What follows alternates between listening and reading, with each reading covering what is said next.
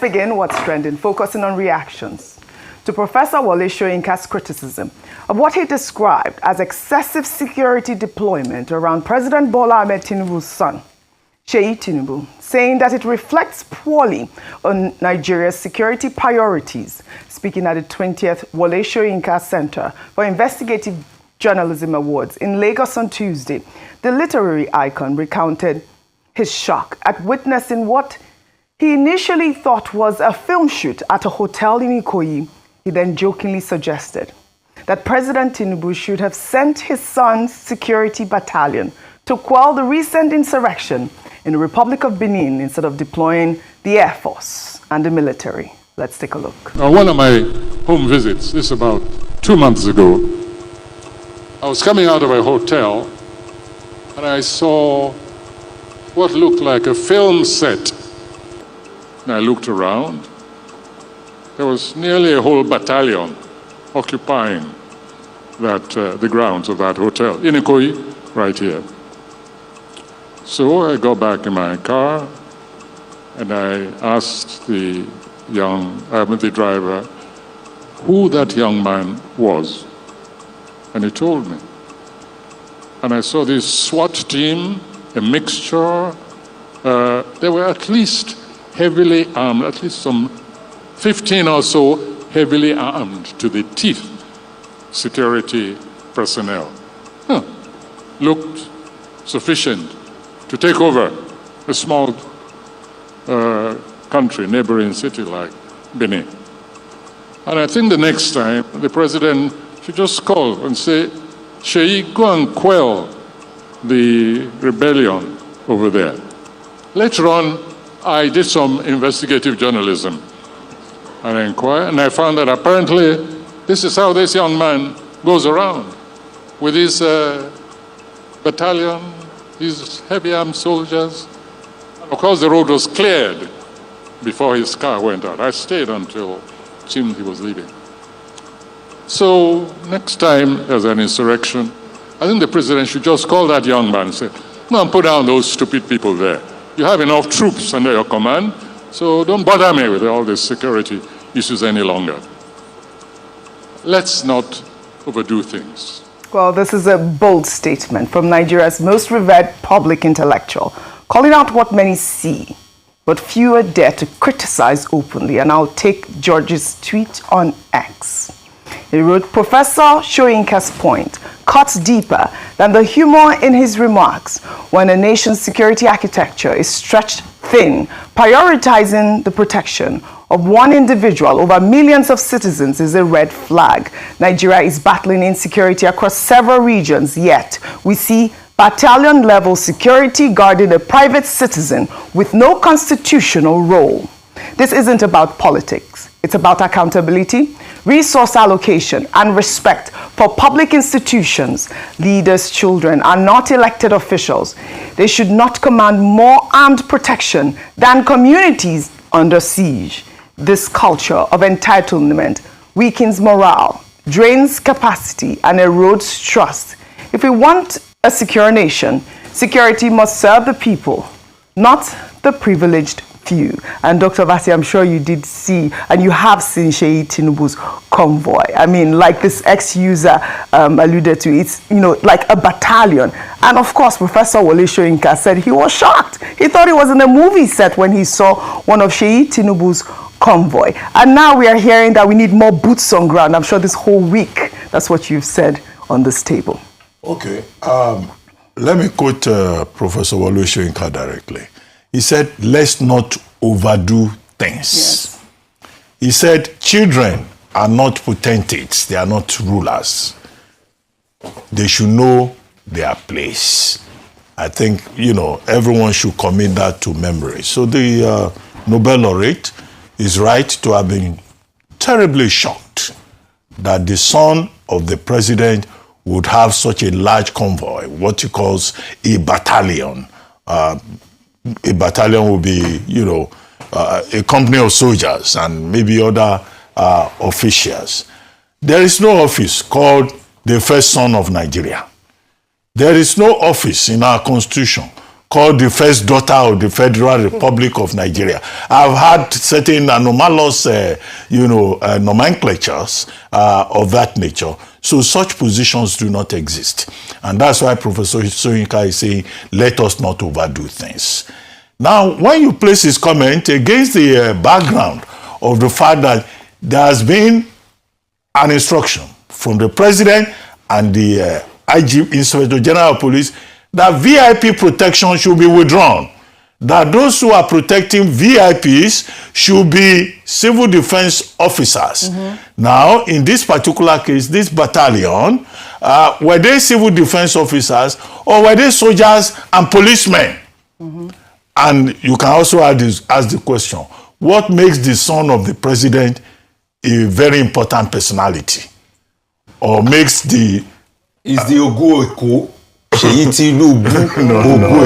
No, when you look at the protocol list, the son of the president is not a very... What are you saying? Not a very important personality. Didn't he stay ahead of ministers in the protocol list in that Arab country that we condemned it. We condemned it. No, we condemned it when it happened. And it has not happened since then. When he was attending council meetings, even his own father said, no, don't sit in council. So now, in this instance, Professor Wole has helped to draw the attention of the president to what is clearly an abuse. And he says, look, children should not be overindulged. They should not have a sense of entitlement. Our message is that the president should take special notice of this message from President Bola Ahmed Tinubu and realize that he, having directed... The message from Wole Soyinka. From Professor Wole Soyinka. Yeah, from Professor Wole Soyinka. He should then realize that he, having directed that VIP protection is off the books because we need these soldiers to do their legitimate work. We need the policemen to do their legitimate work. Then his own son should not be seen to be going about with soldiers and policemen. He's not a VIP under the protocol list.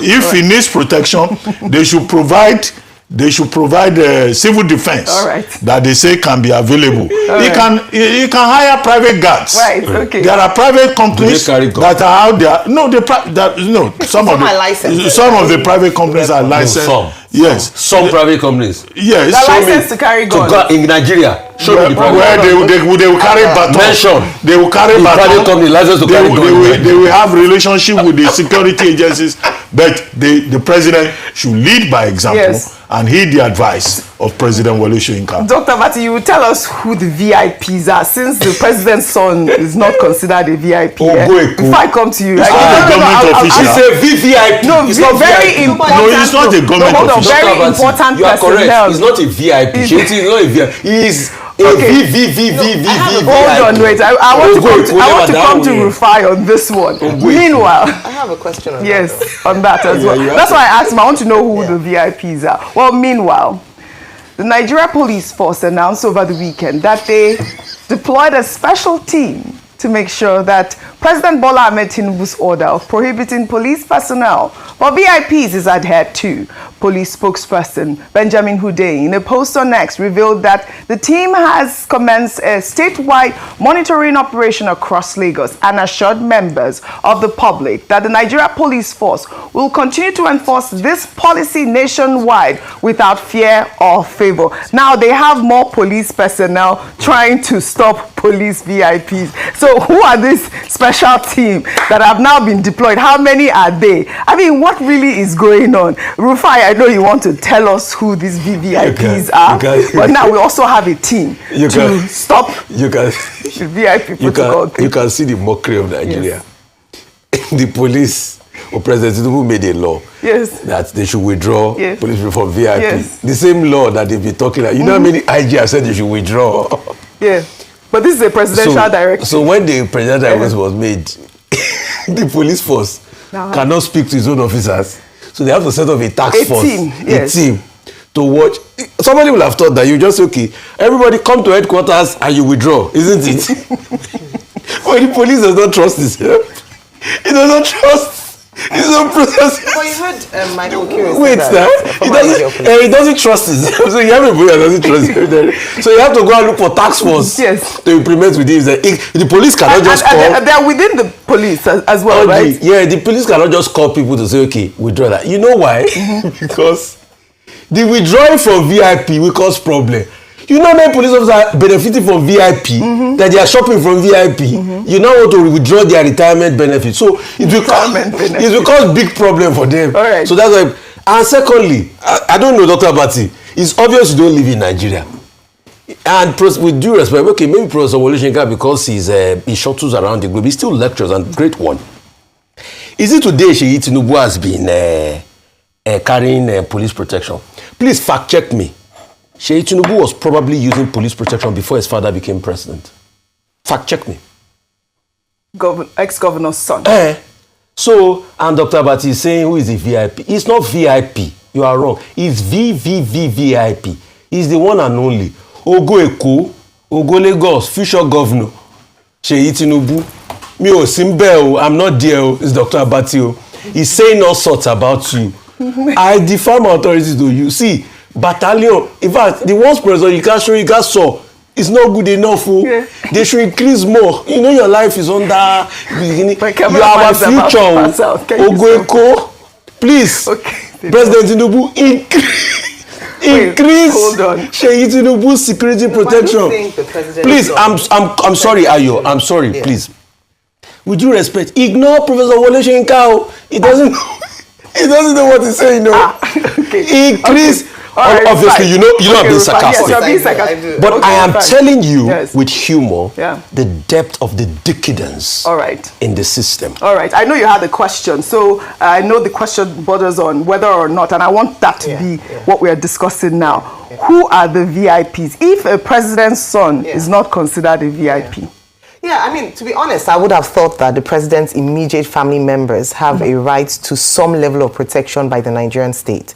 And that's what I was going to confirm, because if you look at democracies like America, for instance, where we have a copy system, there's protection for the immediate wife and children. So what I feel is the abuse and the excessive use, because they are politically exposed, at least whilst their parents are in office. I know that in some countries it is up to a certain age, maybe under 16, and in some countries, because they are politically exposed, they have access to state protection. However, what we saw, or what Professor Soyinka describes, is a flagrant abuse of that protection.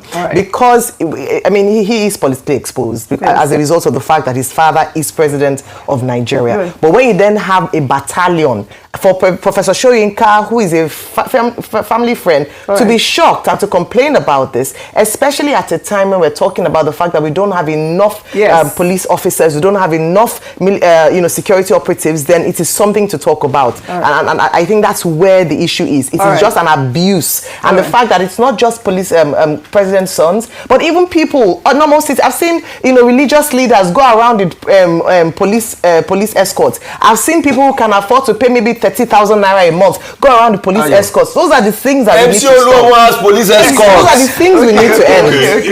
We have to go. The first family is entitled to That's protection. The question. Now, what does the protocol list say? Yes. And then Professor Soyinka said, for Tinubu, the road was closed. Yeah. What kind of protection for first family is that? And then number 3, okay, will it be the case that all the children of the president, Tinubu is not the only son that he has. He has daughters too. Well, I'm sure so if they want to go anywhere, they will deploy Nigerian police. Tinubu is not the only son, but it's Okolomo. Okay. Ogoeko. All right. So now, Dr. Abati, you're also saying that Tinubu is flouting the protocol because he's not considered VIP at this point. So that means his VIP will be withdrawn as well with this presidential directive. He has enough money to recruit private guards. Not ours. He can apply to civil defense. I hope that this is if the president gives a directive, let other people follow the example, even within his own family. Dr. Abati, with due respect, I want to challenge you. They not born anybody to remove the police protection of Tinubu. Not even the IGP. They don't born away. The Inspector General of Police. They don't born away. Please respect the office of the IG. They're not born aware. No. Maybe the president. The think I'm joking. will You will see. Well, Omoyele Sowore raised the point around the man that was detained and alluded to the fact that the president's son is almost more powerful than the IG of police and others because of the fact that he gives the directive. So we need to curtail those excesses. You are quoting Sowore. No. I'm saying that example. You are now quoting your position on this table. No, I'm presenting supporting your position. Tinubu, I'm not there. It's Dr. Abati. He doesn't know your word too. Okolomo, Gomina Lola. All right. I'm not there. Very important personnel. Well, all right. Now to